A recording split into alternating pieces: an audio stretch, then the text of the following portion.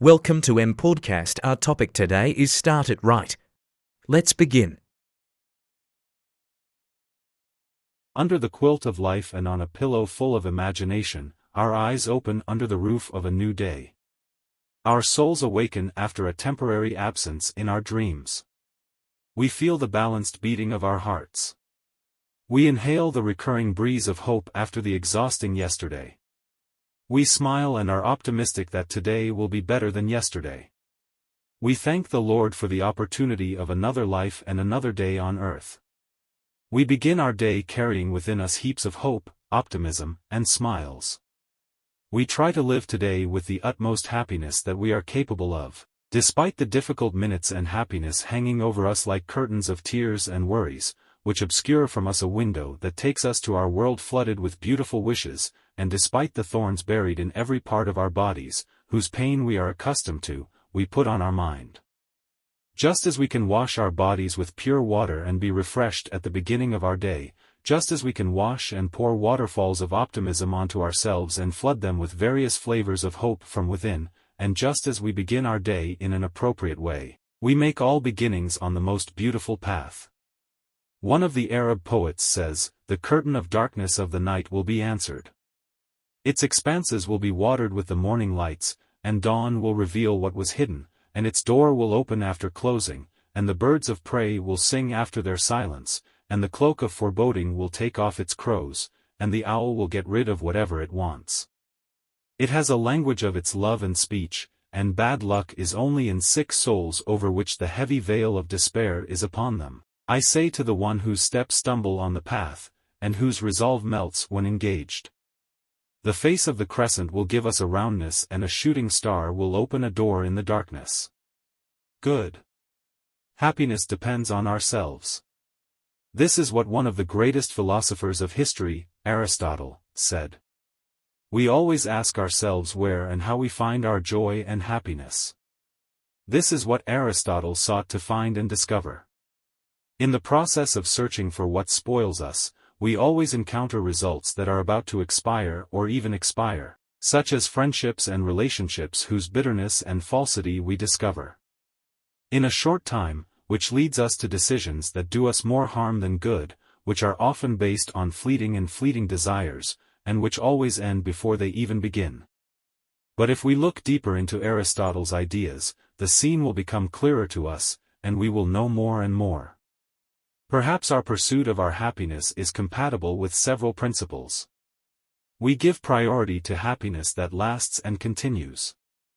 Not all pleasures are equal and balanced, as we all know. We often seek satisfaction without knowing whether it is long or short, it can take us to our misery and distress. Just before you take a sip of your favorite drink or before you set the alarm that wakes you up at the specified time and take the desired nap, think about your happiness that lasts and remains. Will you be the most thankful to yourself for this decision in your coming days? Will this decision be correct and appropriate? We can distinguish moments of temporary happiness or happiness that is experienced for its limited moment only, and between permanent happiness and satisfaction and those that have a specific and temporary moment.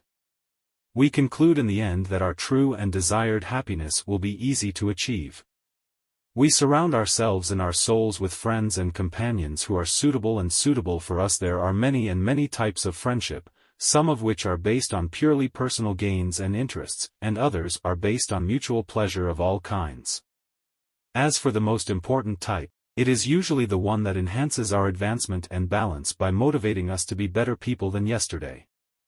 That we enrich our lives with real, meaningful relationships with a praiseworthy and flourishing meaning, and that we are ready to obtain true and decent satisfaction in us. You give people give you, whether it is time, knowledge, support, or even just presence. Nothing elevates us more than we draw happiness and cultivate it in the people around us, and as Aristotle mentioned, generosity. One of the most vital spaces for a good and renewed life, and before Aristotle did not mention it, this thing has been implanted in us since our infancy and childhood. Human happiness remains a difficult goal to reach, but with small steps and simple actions we can achieve it here or in another place waiting for us. A year passed and its pages folded over the shelves of history and sank into the vortex of the past. Some considered it a sharp thorn in people's necks, painful and stabbing, while others considered it a divine kindness that taught us many things and opened our eyes that had become blind to the simplest things. Its events do not disagree that they were hurtful and painful. But at the end of every old pain, we reap an elegant relief, and the pain of the past year can be overturned by the new year. We may not know about its events and what will happen in it. The nature of the new is often ambiguous, but out of optimism, we can build hopes at its beginning, or we can complete what we built at the beginning of our past year. Or we sip the cup of happiness at the beginning, even if the cup is empty. We can pour into it what we wish for and see that it suits us. They repeat to us many sentences: reality is bitter, reality is bad, reality is reality, etc. We would not differ. Reality is truly bitter if we surrender to its bitterness. Reality is truly bad if we are satisfied and acquiesced to its badness. But if we do not surrender to its bitterness and the worst of it and try to change it, we change what we can and we began to demolish the walls and barriers that prevented us from reaching what we dreamed of and build our path that suits us and our path. We will describe our own reality within us as the opposite of what people describe about their reality. A little optimism and hope can determine the course of the reality that we want and wish for ourselves. You learn from your mistakes and reconcile with yourself, especially everything you went through yesterday is the cure. The cure is that you realize and believe that what has passed does not change, and you cannot go back in time and get opportunities again. So think about today and the moment in which you are living and turn away all your painful pages and mistakes, but do not forget that you will come out with benefit, so that it does not happen to you again in one way or another. Sometimes when we start a new journey based on learning from the past, there are people who remind us of it so that we can continue with the same picture. Here I tell you, leave the place and leave the people, and if the relationship is very important to you, try to understand him and discuss with him, and if this talk does not help and you choose between yourself and him, choose yourself. Why? Because it is the only thing that stays with you and that you will not regret choosing. We all make mistakes and mistakes are part of human life.